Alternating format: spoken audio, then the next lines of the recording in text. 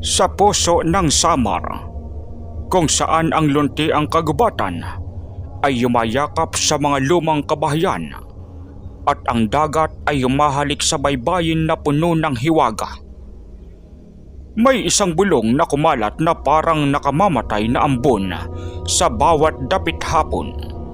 Ito ay hindi bulong ng pag-asa o pag-ibig, kundi bulong ng takot, bulong ng panginginig, at bulong ng isang pangalang pilit inililihim, ngunit patuloy na lumalabas mula sa mga anino.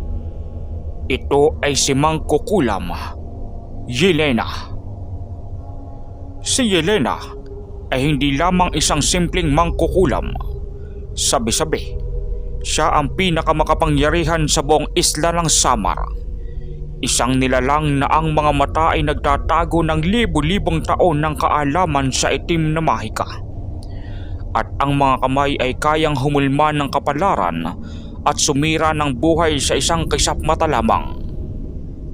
Ang kanyang tirahan ay malalim sa kagubatan ng Kandayong, isang lugar na kahit ang pinakamatapang na mangangaso ay hindi nangangahas lapitan. Ang hangin doon ay laging nagdadala ng kakaibang lamig at ang mga puno ay tila nagsasayaw sa ritmo ng mga lihim na ritual. Sa gitna ng lumalagong takot na ito, may dalawang magkaibigan na lumaki sa ilalim ng parehong araw at tumingin sa parehong mga bituin. Sina Elias at Mateo. Magkabaliktad man ang kanilang personalidad, sila ay tinali ng isang pagkakaibigan na mas matibay pa sa pinakamatandang puno ng banyan sa kanilang barangay. Si Elias, ang mas tahimik at mapagmasid, ay laging may dalang aklat ng mga alamat at kwentong bayan. Ang bawat pahina ay pinag-aaralan niya at bawat kwento ay parang buhay na kausap niya. Si Mateo naman, ang masiga at mapanukso, ay laging nangunguna sa bawat hamon. Ang kanyang tawa ay parang musika at ang kanyang tapang ay parang apoy na kayang tumunaw ng yelo. Ngunit kahit ang kanilang pagkakaibigan ay hindi imyon sa bulong ng takot. Isang gabi, habang nagpapahinga sa ilalim ng malaking puno ng mangga sa tabing ilog, napansin ni Elias ang kakaibang katahimikan ni Mateo. Karaniwan, si Mateo ang laging may kwento at biro. Ngunit ngayon, ang kanyang mga mata ay malalim at malayo. Elias, narinig mo na bang balita sa bayan? Ano yun, kaibigan? Ang balita bang patuloy na bumababa ang presyo ng kupra? O ang balitang may bagong sayawan sa plaza? Hindi, mas malalim kaysa doon. Tungkol ito kay Aling Marta. Sa pagbanggit pa lang ng pangalan ni Aling Marta, naramdaman ni Elias ang kakaibang hapdi sa kanyang dibdib. Si Aling Marta ay ang matandang labandera na kilala sa kanyang kabaitan at sipag. Siya ang tumayong pangalawang ina ni Mateo mula nang pumanaw ang kanyang ina. Ano ang nangyari kay Aling Marta? Maayos ba siya? Maayos, Elias. Hindi mo pa ba nakita? Ang kanyang katawan, parang isang tuyong sanga ng puno. Ang kanyang boses, parang bulong ng hangin. At ang kanyang mga mata, walang buhay. Narinig ko mga kapitbahay na nagbubulungan. May nagsasabing, nabarang daw. Kinilabutan si Elias.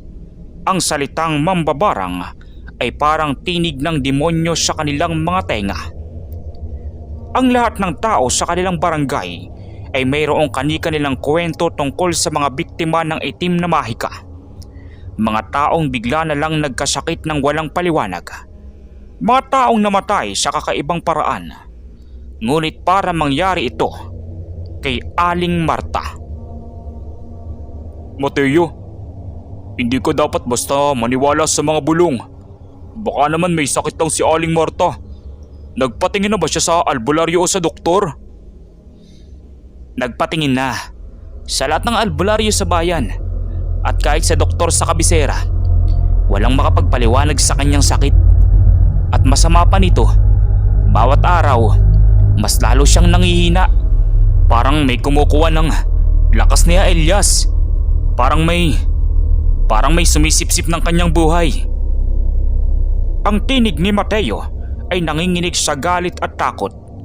Ang kanyang kamao ay mahigpit na nakakuyom. May nagsabing nakita nila si Aling Marta nakausap si Yelena noong 1 linggo bago siya magkasakit. Humingi raw ng tulong si Aling Marta kay Yelena para sa kanyang apo na may karamdaman. Ngunit parang may kakaiba raw sa tingin ni Yelena sa kanya. Parang isang tingin na nangangako ng kapahamakan. Ang kwento ay nagpalalim sa takot ni Elias. Kilala niya ang mga kwento ni Yelena. Ang kanyang mga lolo at lola ay nagkukwento tungkol sa mga taong humingi ng pabor kay Yelena at sa kalaunan ay nagbayad ng napakalaking halaga. Hindi lamang sa pera kundi sa kanilang kaluluwa. Ngunit bakit? Bakit gagawin ni Yelena yun kay Aling Marta? Alam nating mabuting tao si Aling Marta. Hindi ko alam, Elias. Pero ang alam ko, hindi ako papayag na mamatay si Aling Marta ng gano'n na lang. Hindi ko hahayaan na kainin siya ng kadiliman ni Yelena. Sa mga salitang iyon, naramdaman ni Elias ang bigat ng desisyon ni Mateo. Alam niyang kapag nagpasya si Mateo, wala nang makakapigil sa kanya. Ngunit ang kalaban nila ay hindi ordinaryong tao.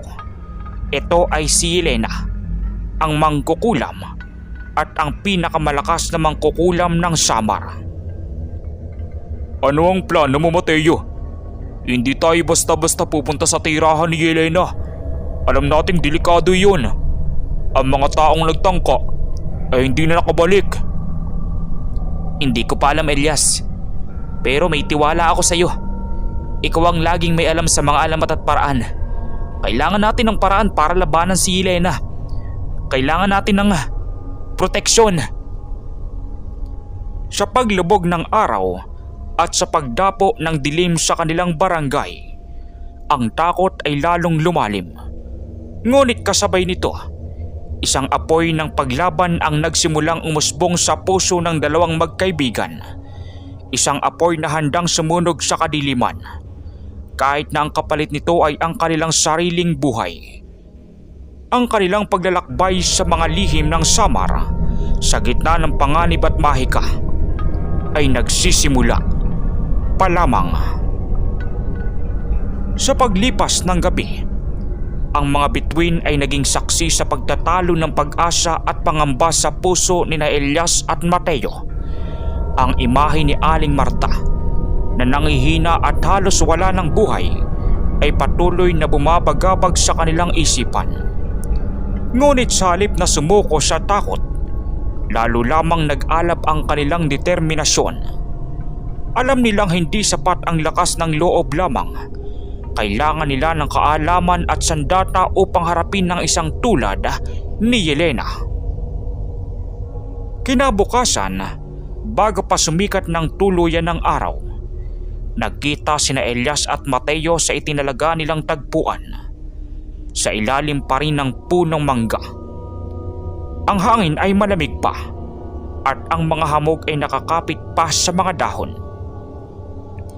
Naisip ko kagabi, Elias, kung may makakatulong sa atin laban kay Yelena, yun ay walang iba kundi si Mang Tonyo.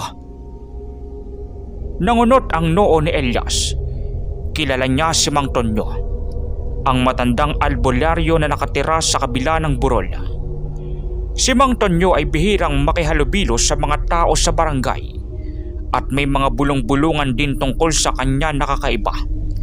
Ngunit kung mayroon mang may alam sa mga itim na mahika at kung paano ito labanan, iyon ay si Mang Tonyo. Si Mang Tonyo? Pero Mateo, matagal na siyang hindi nang gagamot at marami rin ang nagsasabi na ano? Na isa rin siyang mangkukulam? O baliw na siya? Alam ko ang mga bulong, Elias. Pero nakita ko ang ginawa niya noon kay paring Jose na sinumpa ng isang engkanto. Pinagaling niya si paring Jose gamit ang mga halaman at dasal na hindi alam ng kahit sinong albularyo sa atin. May alam si Mang Tonyo at kailangan natin ng tulong niya.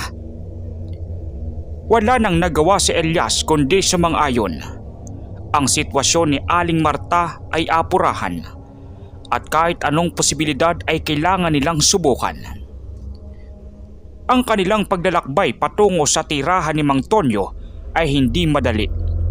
Kinailangan nilang tawirin ang makakapal na kakahuyan, bumagtas sa mga baku-bakong daanan at lumusong sa maliliit na sapa.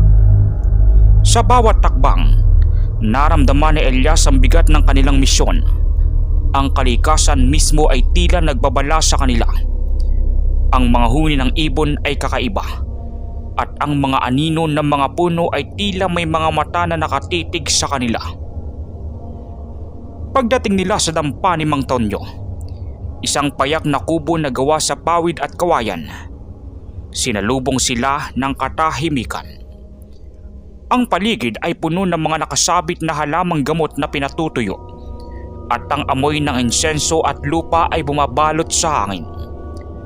Sa labas ng dampa, nakita nila si Mang Tonyo na nakaupo sa isang bangko, nakapikit at tila nagmi-meditate.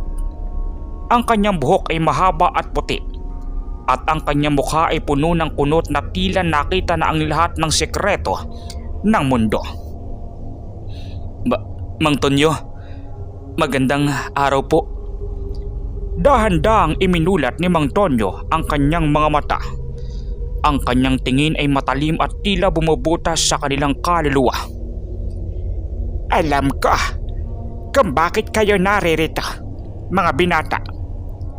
Ang pangalan ni Yelena ay bumubulong sa hangin at ang inyong kaibigan, si Aling Marta, ay nasa bingit ng kamatayan.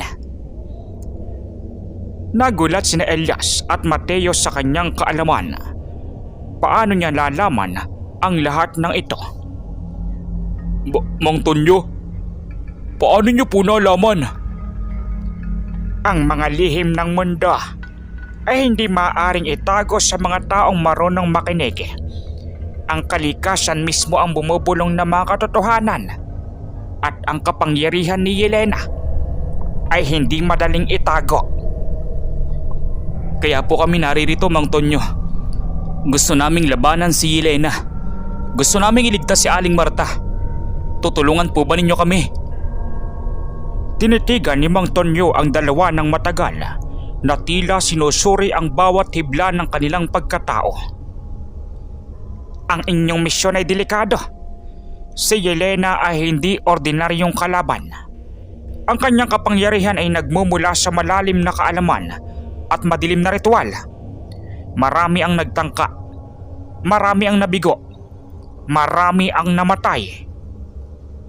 Alam po namin ang panganib, Mang Tonyo. Ngunit hindi po namin kayang hayaan si Aling Marta na mamatay nang walang lumalaban. Napabuntong hininga si Mang Tonyo. Tila may matinding pasanin ang kanyang kalooban. May isang paraan.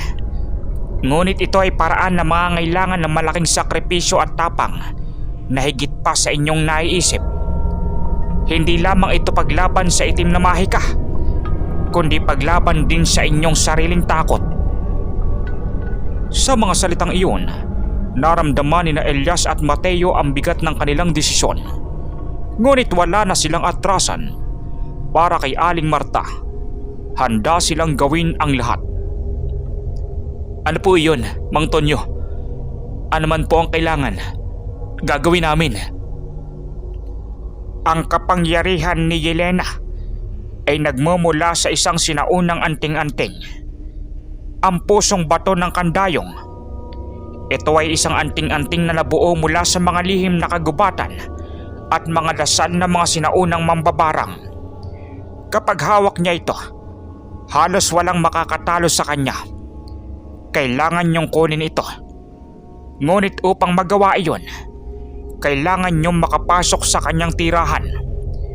Isang lugar na binabantayan ng mga espiritu at itim na mahika. Kinilabutan sina Elias at Mateo, ang pusong bato ng kandayong. Narinig na nila ang kwentong iyon.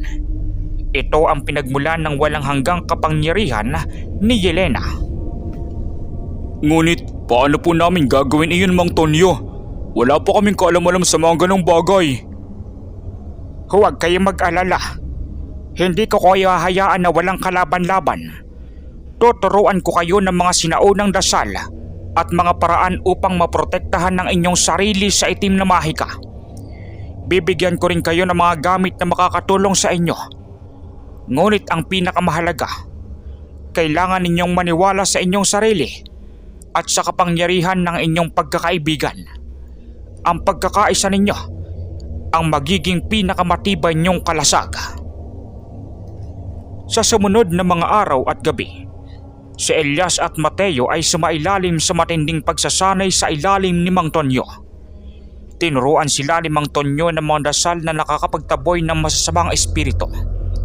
Mga pamamaraan kung paano gumawa ng mga anting-anting mula sa mga halaman at bato, at kung paano basahin ang mga babala ng kalikasan. Si Elias, sa kanyang pagiging mapagmasid at mahilig sa kaalaman, ay mabilis na natuto sa mga lihim na aral. Si Mateo naman, sa kanyang tapang at determinasyon, ay naging mahusay sa pisikal na pagsasanay na kinabibilangan ng pagdaan sa mga hadlang at paggarap sa mga takot na dala ng dilim. Ngunit sa kabila ng lahat ng kanilang natutunan, ang kanilang pinakamalaking kalaban ay ang oras. Bawat araw na lumilipas, mas lalong humihina si Aling Marta. At ang bawat pagdaan ng gabi ay nagdadala ng mas matinding pangamba sa kanilang mga puso. Handa na kayo, mga binata! Ang inyong paglalakbay ay magsisimula na sa susunod na kabilugan ng buwan. Sa gabing iyon, ang kapangyarihan ni Yelena ay nasa pinakamataas. Ngunit sa gabing iyon din, ang mga pinto ng kanyang tirahan ay bahagyang bumubukas at may pagkakataon kayong makapasok. Sa pagtatapos ng kanilang pagsasanay, tumingin si Elias at Mateo sa bawat isa. Ang kanilang mga mata ay puno ng pag-asa at determinasyon. Alam nilang ang kanilang paglalakbay ay magiging mahirap. Ngunit handa silang harapin ng anumang hamon. Ang laban para kay Aling Marta ay nagsimula na. At sa gabing iyon, habang ang buwan ay dahan-dahang lumalaki sa kalangitan, ang mga lihim ng kandayong ay naghihintay na mabuksan. Sa pagdating ng kabilugan ng buwan, isang kakaibang kalmado ang bumalot sa barangay. Ang hangin ay tila nagtatago ng mga lihim at ang mga kuliglig ay nagkakaroon ng kakaibang huni. Para kina Elias at Mateo, ang gabing iyon ay higit pa sa simpleng dilim. Ito ang simula ng kanilang pinakapanimulang paglalakbay. Bitbit ang mga anting-anting at orasyon na itinuro ni Mang Tonyo. At may tapang na pinanday ng kanilang pagkakaibigan. Sumuong sila sa kadiliman. Bago sila umalis, binigyan sila ni Mang Tonyo ng huling tagubilin. Ang mga ito ay mula sa pinakabanal na bukal ng bundok. Ipagpapahid nyo ito sa inyong mga kamay at noo bago kayo pumasok sa domain ni Yelena. Ito ang magsisilbing pananggalang laban sa kanyang mga sumpa. Tandaan nyo, hindi lamang ang inyong tapang ang mahalaga, kundi pati na rin ang inyong pananalig sa kabutihan. Ang kadiliman ni Yelena ay pinapakain ng takot. Huwag kayong magpadaig. Salamat po, Mang Tonyo. Hindi po namin bibigay ng inyong tiwala. Babantayin po namin ang isa't isa. Salamat po ulit, Mang Tonyo. Ang kanilang pagsubok sa kagubatan ng kandayong ay parang pagpasok sa isang ibang mundo. Ang mga puno ay mas matataas, ang mga anino ay mas matatindi, at ang bawat kalaskos ay tila may kahulugan. Ang lamig ng gabi ay mas nakakapangilabot, at ang mga huni ng mga nilalang sa gubat ay tila nagiging bulong ng mga espiritu. Sa umpisa, naglakad sila ng tahimik, maingat sa bawat takbang. Ngunit habang lumalalim sila sa gubat, nagsimulang magpakita ang mga pagsubok. Unang bumati sa kanila ang isang makapal na ambon na tila gawa sa yelo. Bumabalot sa kanila at nagpapahirap sa paghinga. Elias, ang lamig. Hindi ito ordinaryong ambon. Proteksyon ito, Mateo. Sumpa ni Yelena para lituin tayo at pahinain. Tandaan mo ang dasal 5 tonyo. Binigkas ni Mateo ang orasyon at unti-unting humina ang ambon. Ngunit hindi pa tapos ang mga pagsubok. Sa bawat pagsulong nila, mas lalong nagiging mabigat ang kanilang pakiramdam. Ang mga puno ay tila nagsasayaw sa kanilang paligid at ang mga sanga ay tila humahawak sa kanilang mga damit. Elias, parang may humihila sa akin. Parang ayoko nang ituloy ito. Huwag kang magpapadala, Mateo. Takot yun. Alam ni Yelena ang takot sa ating mga puso. Isipin mo si Aling Marta. Yan ang lakas natin.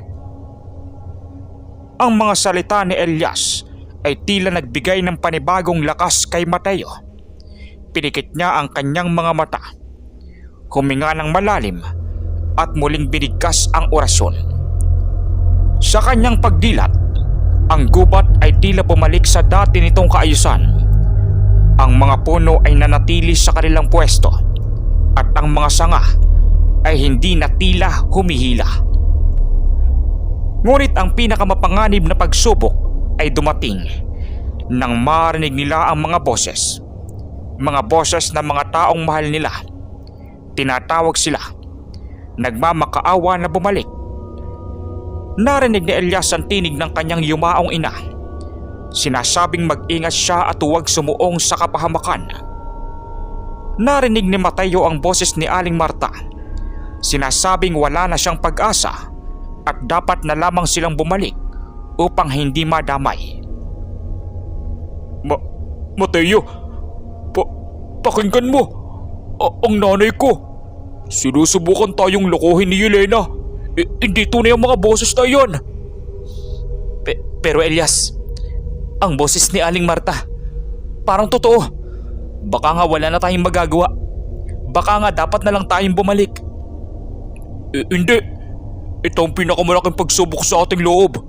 Ito ang paraan ni Yelena para pasukin ang ating mga isipan at pahinain tayo. Kung hindi tayo mananalig sa ating misyon, wala tayong mararating. Ang pusong bato, tandaan mo yun. Sa kanilang pagtatalo, nagsimulang magpatuloy ang mga boses. Mas lalong naging nakakatakot, mas lalong naging pilit. Ngunit sa paghawak ni Elias sa anting-anting na binigay ni Mang Tonyo at sa pagbigkas niya ng isang malakas na orasyon, unti-unting nawala ang mga boses. Ang gubat ay bumalik sa katahimikan na tila walang anumang nangyari. Nakita ni Mateo ang takot sa mga mata ni Elias, ngunit nakita rin niya ang determinasyon. At sa sandaling iyon, mas lalong lumalim ang kanilang pagtitiwala sa isa't isa. Salamat Elias. Muntik na akong bumigay. Kaya natin ito, Mateo. Magkasama tayo. Hindi natin nahayaan na malaigang kadiliman. Habang sila ay nagpapatuloy, ang lupain ay unti-unting nagbabago. Ang mga puno ay naging mas baluktot at may kakaibang hugis. Ang mga halaman ay naging mas madidilim at ang mga bulaklak ay may kakaibang amoy na tila patay. Ang daan ay nawala at napilitan silang umakyat sa mga malalaking ugat ng puno at tumawid sa mga mabatong landas. Sa di kalayuan, nasilayan nila ang isang pamilyar na anino sa gitna ng gubat. Isang lumang dambana na puno ng mga pako at balahibo ng ibon. Ito ang palatandaan na malapit na sila sa tirahan ni Yelena. Nandiyan na tayo, Mateo. Ito na ang tirahan ni Yelena. Handa ka na ba, Elias? Lagi. Ikaw? Para kay Aling Marta, Handa ako, Elias. Ang kanilang mga puso ay kumakaba. Ngunit ang kanilang mga mata ay mayroong apoy ng determinasyon. Alam nilang ang pinakamalaking laban ay magaganap sa loob ng tirahan ni Yelena. Ang pusong bato ng Kandayong, ang kapangyarihan ni Yelena, at ang buhay ni Aling Marta ay nakasalalay sa gabing iyon. Habang lumalapit sila sa madilim na tirahan, ang hangin ay tila nagdadala ng isang babala, isang bulong ng mahika at kamatayan, ngunit hindi na sila uurong. Sa kanilang paglapit sa tirahan ni Yelena, bumungad sa kanila ang isang tanawing nagpakilabot sa kaibuturan ng kanilang mga kaluluwa. Hindi ito simpleng kubo o dampa, kundi isang lumang istrukturang gawa sa matitibay na kahoy at bato. Tila sumisipsip sa dilim ng gabi. Ang bubong ay pinatungan ng makakapal na lumot at mga ugat ng puno na tila ahas na kumakapit. Sa paligid nito ay mga nakasabit na buto ng hayop, mga bungo at mga kakaibang simbolo na nakaukit sa mga puno, pawang nagbababala sa sinumang mga has lumapit. Ang hangin sa lugar na iyon ay mabigat, amoy lupa at nabubulok na halaman, at may halong bahid ng asopre. Ito na nga, ang kuta ng kadiliman. Hindi ko akalaing ganito. Mag-ingat ka, Mateo. Ang bawat sulok dito ay may kapangyarihan. Sa kabila ng nakakapanindig balahibong kapaligiran, nagpatuloy sila. Ang tanging ilaw ay ang malabong sinag ng buwan na pilit sumusubok tumagos sa makapal na dahon ng mga puno. Sa bawat takbang, narinig nila ang kaluskos ng mga tuyong dahon at tila may mga anino na sumusunod sa kanilang galaw. Pagdating nila sa harapan ng istruktura, napansin nila ang isang malaking pintuan na gawa sa makapal na kahoy na may nakaukit na kakaibang mga simbolo at nilagyan ng matatalim na pako. Walang doorknob o paraan upang buksan ito. Paano tayo makakapasok dito, Elias? Sarado ito. Mayroon itong proteksyon. Hindi ito basta mabubuksan. Ngunit sabi ni Mang Tonyo, sa gabing ito, mayroong bagyang pagbubukas sa kanyang depensa. Kailangan lang nating hanapin iyon. Habang naghahanap sila ng paraan, biglang bumukas ang lupa sa kanilang paanan.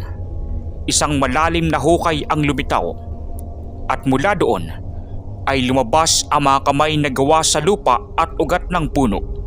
Napilit silang hinihila pababa. Elias, anong nangyayari? O, mga bantay ni Yelena, hindi tayo pwedeng mahila pababa. Agad na inilabas ni Elias ang isang maliit na sisidlan na naglalaman ng pinaghalong asin at bawang at inihagis ito sa mga kamay. Sa pagdampi ng mga sangkap, ang mga kamay ay dahan-dahang nawala, bumalik sa lupa, at ang hukay ay dahan-dahang nagsara. Ang kanilang paghinga ay bumilis at naramdaman nila ang panginginig sa kanilang mga katawan. Grabe, hindi pa tayo nakakapasok. Ganyan na agad ang bumabati sa atin. Kailangan nating mag-ingat ng sobra. Tandaan mo ang sinabi ni Mang Tonyo. Ang bawat depensa ni Yelena ay may kahinaan. Kailangan lang nating hanapin iyon. Habang naghahanap sila ng paraan, biglang bumukas ang lupa sa kanilang paanan. Isang malalim na hukay ang lumitaw at mula doon ay lumabas sa mga kamay na gawa sa lupa at ugat ng puno. Napilit silang hinihila pababa. Elias, anong nangyayari? O, mga bantay ni Yelena, hindi tayo pwedeng mahila pababa. Agad na inilabas ni Elias ang isang maliit na sisidlan na naglalaman ng pinaghalong asin at bawang at inihagis ito sa mga kamay. Sa pagdampi ng mga sangkap, ang mga kamay ay dahan-dahang nawala, bumalik sa lupa, at ang hukay ay dahan-dahang nagsara. Ang kanilang paghinga ay bumilis at naramdaman nila ang panginginig sa kanilang mga katawan. Grabe, hindi pa tayo nakakapasok. Ganyan na agad ang bumabati sa atin. Kailangan nating mag-ingat ng sobra. Tandaan mong sinabi ni Mang Tonyo, Mateo, ang bawat depensa ni Yelena ay may kahinaan. Kailangan lang nating hanapin iyon. Nagpatuloy sila sa paghanap sa paligid ng istruktura. Napansin ni Elias ang isang maliit na bintana sa likod ng istruktura na halos nakatago sa makakapal na baging. Ngunit ang bintana ay tila nababalutan ng isang kakaibang mist. Mateo, tingnan mo yun! Lumapit sila sa bintana at doon nakita nila ang dahilan ng mist. Isang kakaibang simbolong nakaukit sa gilid ng bintana ang naglalabas ng bahagyang usok. Ito ang proteksyon sa bintana. Kailangan nating neutralisahin. Naalala ni Elias ang isa pang aral ni Mang Tonyo. Ang mga proteksyon ni Yelena ay madalas na may kontraritual. Kinailangan niyang hanapin ang tamang kombinasyon ng mga halamang gamot at orasyon. Mula sa kanyang bulsa, inilabas niya ang ilang tuyong dahon ng tanglad at sambong at dinikdik ito gamit ang isang maliit na bato. Binigkas niya ang isang orasyon at dahan-dahang ipinahid ang pinaghalong dahon sa simbolong nakaukit. Unti-unting nawala ang usok at ang mist ay tila natunaw sa hangin. Sa wakas, malinaw na nilang nakita ang bintana. Ito ay gawa sa kahoy at wala itong salamin. Ngunit mayroong isang maliit na siwang kung saan sila pwedeng pumasok. Ang galing mo, Elias! Pasok na tayo! Ngunit bago sila makapasok, narinig nila ang isang malakas na huni ng kuwago na tila nagbababala. Kasabay nito, ang mga mata ng mga buto ng hayop na nakasabit sa paligid ay tila nagniningning ng pulang liwanag. Mabilis, Mateo! Alam na ni Yelena na naririto tayo! Mabilis na umakyat si Mateo sa bintana at sumunod si Elias. Pagpasok nila sa loob, bumungad sa kanila ang mas matinding kadiliman. Ang silid ay puno ng mga kakaibang gamit, mga garapon na may lamang mga insekto at halamang gamot, mga bungo ng hayop, mga lumang aklat na may kakaibang sulat, at isang altar na mayroong isang ribulto ng isang nilalang na kalahating tao at kalahating ahas. Ang amoy sa loob ay mas matindi, pinaghalong amoy ng kandila, insenso at bulok. Ang creepy dito, Elias. Parang may nakatingin sa atin. Huwag kang magpadala sa takot, Mateo. Iyan ang gusto niyo. Kailangan nating hanapin ang pusong bato. Saan kaya niya itinago yun? Dahan-dahan silang lumakad sa loob ng silid, maingat sa bawat takbang. Ang sahig ay gawa sa luma at lumang kahoy na lumalangit-ngit sa bawat tapak. Ang mga anino ay tila nagtatago ng mga lihim at ang katahimikan ay nakakabingi. Bigla, mula sa isang madilim na sulok, isang anino ang gumalaw. Hindi ito tao. Ito ay isang nilalang na gawa sa itim na usok na may naglalagablab na pulang mata. Ito ay ang bantay ni Yelena, isang espiritu na kanyang ipinatawag upang bantayan ang kanyang tirahan. Ano yan? O, isang espiritu! Huwag mo nga hayaan na hawakan ka niya! Sinubukan ng espiritu na sugurin si Mateo, ngunit mabilis tong umiwas. Agad namang inilabas ni Elias ang isang maliit na bote ng holy water na binigay ni Mang Tonyo. Sa kanyang pagbigkas ng isang dasal, inihagis niya ang holy water sa espiritu.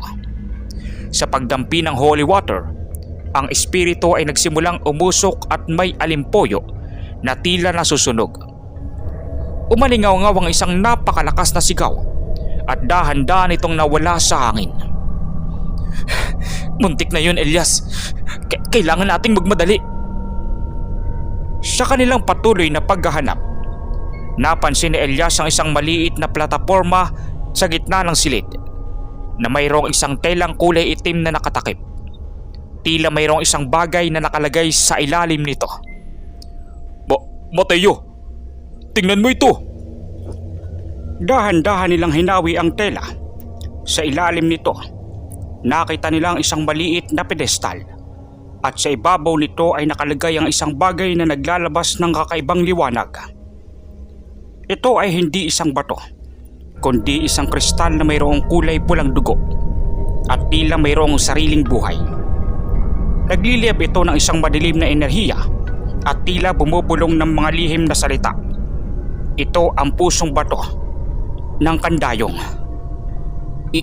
Iyan na nga, ang pusong bato. Kailangan nating kunin ito. Ngayon na! Ngunit sa kanilang pagtangka, naabutin ang pusong bato.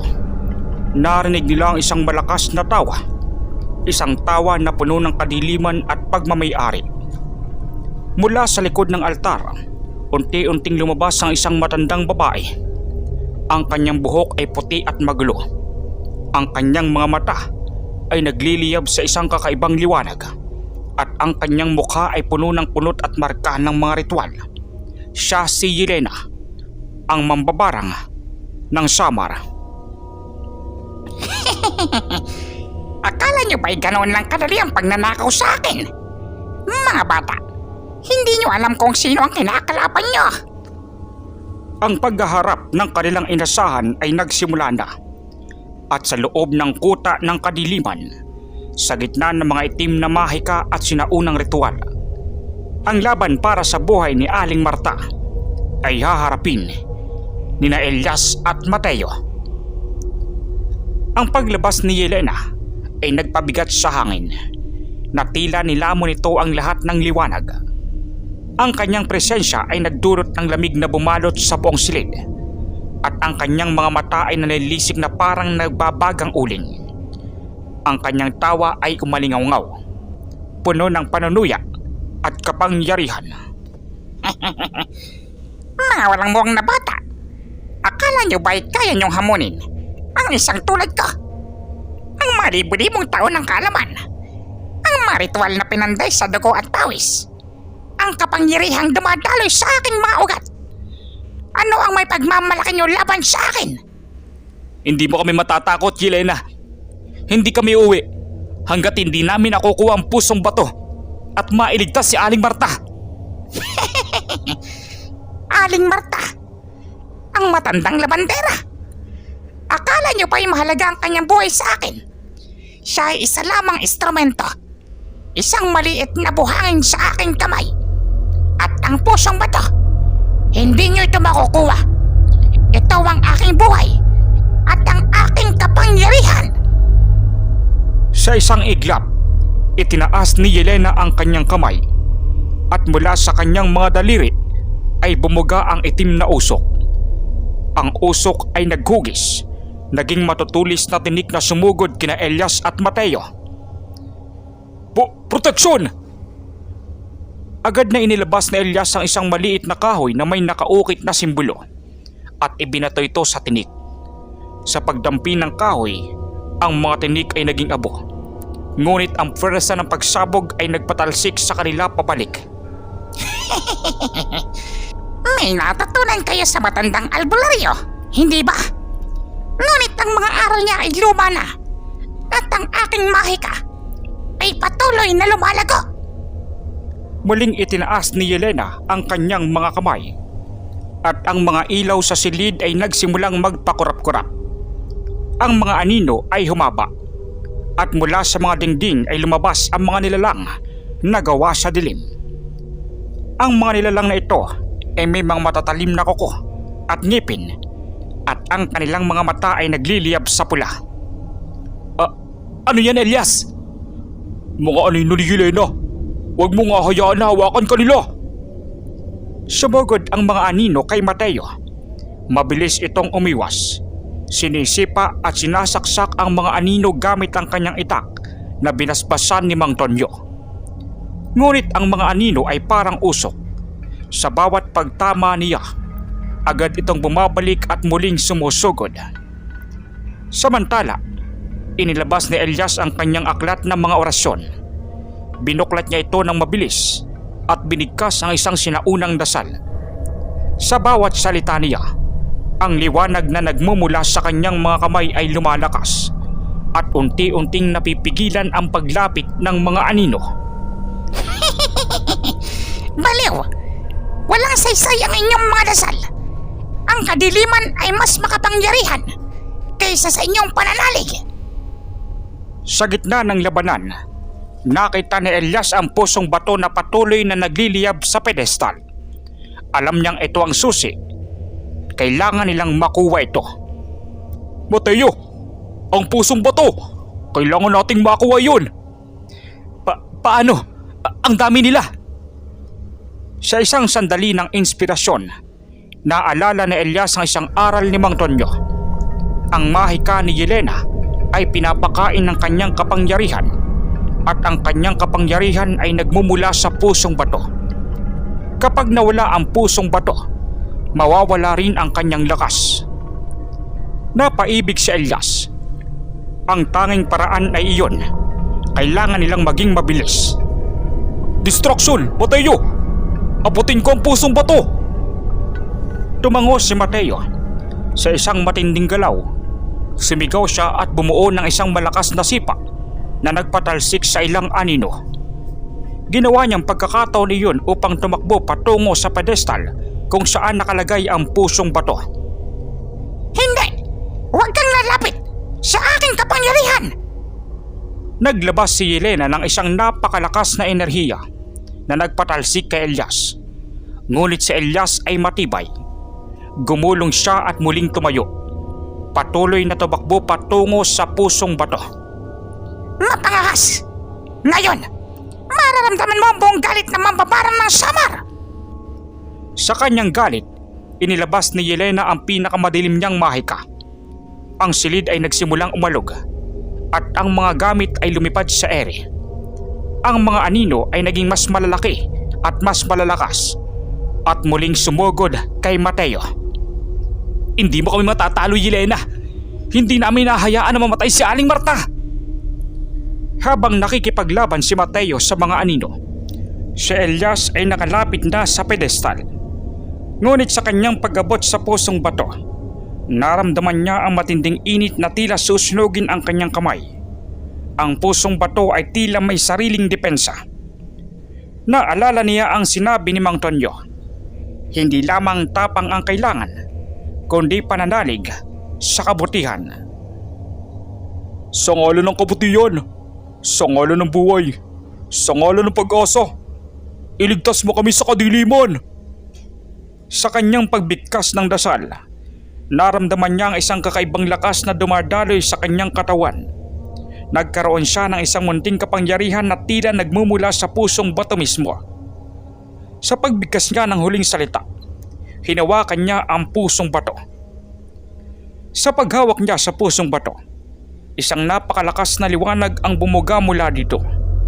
Ang liwanag ay nagpasilaw sa buong silid at nagdulot ng matinding sakit kay Yelena. Hindi! Hindi! Ang pusong bato! Hindi maaari! Sa paglabas ng liwanag, ang mga anino ay nagsimulang matunaw. Ang mga kakaibang gamit sa silid ay unti-unting nawala at ang buong silid ay bumalik sa normal.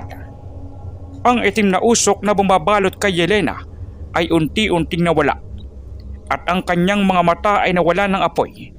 Siya ay naging isang matandang babae na lamang, napayat at nanghihina. Sa pagkawala ng liwanag, bumagsak si Yelena sa sahig. Mahina at wala ng lakas. Ang pusong bato ay nagpatuloy na nagliliwanag sa kamay ni Elias. Ngunit hindi na ito madilim, kundi isang kristal na mayroong purong liwanag. Nagawa mo, Elias! Nagawa mo! Sa kanilang pagtingin sa nanghihinang si Yelena, naramdaman nila ang isang kakaibang damdamin. Hindi na ito galit o takot, kundi awa. Ang dating mambabarang ng Samar ay isang ordinaryong matanda na lamang na ang kapangyarihan ay nawala. Mateo, kailangan nating bumalik. Kailangan nating iligtas si Aling Marta. Kinuha ni Elias ang pusong bato at dahan-dahang lumabas sila ng tirahan ni Yelena. Ang gubat ay tahimik na ngayon at ang lamig ay unti-unting nawawala. Ang mga bituin ay nagniningning sa kalakitan na tila nagsasaya sa kanilang tagumpay. Sa kanilang paglalakbay pabalik, naramdaman nila ang isang kakaibang kapayapaan. Ang kanilang misyon ay nagtapos na. Ngunit ang aral na kanilang natutunan ay mananatili sa kanila habang buhay. Ang tapang, pananalig at ang kapangyarihan ng pagkakaibigan ang nagpanalo sa kanila laban sa kadiliman. Bitbit ang pusong bato na ngayon nagliliwanag ng mapayapang aura. Nagmamadaling bumalik sina Elias at Mateo sa kanilang barangay. Ang gubat na kanina'y puno ng panganib at pangamba ay ngayon tila naging isang tahimik na kanlungan na sinasabayan ang kanilang pagmamadali ng mga malambing na huli ng insekto at kaluskos ng mga dahon. Ang kanilang mga puso ay puno ng pag-asa, ngunit may bahid pa rin ng pangamba para kay Aling Marta. Pagdating nila sa dampa ni Mang Tonyo, sinalubong sila ng matanda na may ngiti sa labi na tila alam na niya ang kanilang tagumpay. Nagawa ninyo. Ang liwanag ng pusong bato ay purong-puro na. Ang kadiliman dito ay nawala na. Opo, Mang Tonyo. Si Yelena. Nangina po siya na makuha namin ito. Ano po ang gagawin natin dito, Mang Tonyo? Para po kay Aling Marta. Dalhin niyo ako kay Aling Marta. Ang pusong bato ang magiging susi sa kanyang paggaling. Nagmadali silang dumiretso sa bahay ni Aling Marta. Pagpasok nila, bumungad sa kanila ang isang malungkot na tanawin. Nakahiga si Aling Marta sa kanyang kawayang higaan. Payat na payat at ang kanyang mga mata ay halos walang buhay. Ang kanyang hininga ay mahina at ang kanyang pulso ay halos hindi na maramdaman pa. Aling Marta, nandito na po kami. Dahan-dahang lumapit si Mang Tonyo kay Aling Marta. Kinamutan niya ang matanda at inilagay ang pusong bato sa kanyang dibdib. Habang ginagawa ito, binigkas ni Mang Tonyo ang isang sinaunang dasal. Isang dasal ng pagpapagaling at pagpapanumbalik ng buhay. Sa pagdampi ng pusong bato sa dibdib ni Aling Marta, isang mahinang liwanag ang bumalot sa kanyang katawan. Ang kanyang mukha na kanina'y maputla ay unti-unting nagkakaroon ng kulay. Ang kanyang mga labi na kanina'y tuyo na ay unti-unting nagkaroon din ng kulay. At ang kanyang hininga na kanina'y mahina ay unti-unting lumakas. Gumagaling po siya! Elias, gumagaling si Aling Marta! Sa kanilang panonood, unti-unting bumalik ang lakas ni Aling Marta. Ang kanyang mga mata ay dahan-dahang iminulat at ang kanyang tingin ay tumama kina Elias at Mateo. Mateo! Elias! Aling Marta, gising na po kayo. Sa pagbalik ng lakas ni Aling Marta, ang pusong bato ay dahan-dahang nawalan ng liwanag. Kinuha ito ni Mang Tonyo at binalot sa isang telang kawayan. Ang kapangyarihan ng pusong bato ay naibalik na sa likas nitong anyo. Ito ay magiging proteksyon na ngayon ng ating barangay laban sa anumang masasamang hangarin. Sa sumunod ng mga araw, unti-unting bumalik sa dati ang kalusugan ni Aling Marta. Ang kanyang ngiti na kanina'y nawala ay muling sumilay sa kanyang mga labi. Ang kanyang kwento ng paggaling ay kumalat sa buong barangay. At sina Elias at Mateo ay kinilala bilang mga bayani. Ngunit para kina Elias at Mateo, ang kanilang pinakamalaking gantimpala ay ang makita ang ngiti ni Aling Marta. Ang kanilang pagkakaibigan ay mas lalong tumibay at ang kanilang pananalig sa kabutihan ay mas lalong lumalim. Ang kanilang paglalakbay sa kandayong ay naging isang mahalagang aral sa kanila. Samantala, si Yelena, matapos mawalan ng kapangyarihan, ay hindi na nakita muli sa kagubatan ng kandayong. May mga nagsasabing lumisa na siya. May nagsasabing nawala na siya. At mayroon ding nagsasabing natagpuan niya ang kapayapaan sa pagkawala ng kanyang madilim na kapangyarihan. Ano man ang totoo, ang kanyang presensya ay hindi na muling naggasik ng takot sa Samar. Ang pusong bato na ngayon ay nasa pangangalaga ni Mang Tonyo ay inilagay sa isang sagradong lugar sa bundok na nagsisilbing proteksyon ng kanilang barangay. At ang kwento ni na Elias at Mateo, ang dalawang magkaibigan na lumaban sa pinakamakapangyarihan na mambabarang sa Samar, ay naging isang alamat na ipinasa mula sa henerasyon hanggang sa susunod na henerasyon. Ang kanilang kwento ay isang paalala na sa gitna ng kadiliman, laging may liwanag. At ang liwanag na iyon ay matatagpuan sa tapang ng puso, sa pananalig sa kaputihan, at sa walang hanggang kapangyarihan ng pagkakaibigan. Sa uli, ang pag-ibig sa kapwa at ang pagkakaisa ay mas malakas kaysa sa anumang itim na mahika.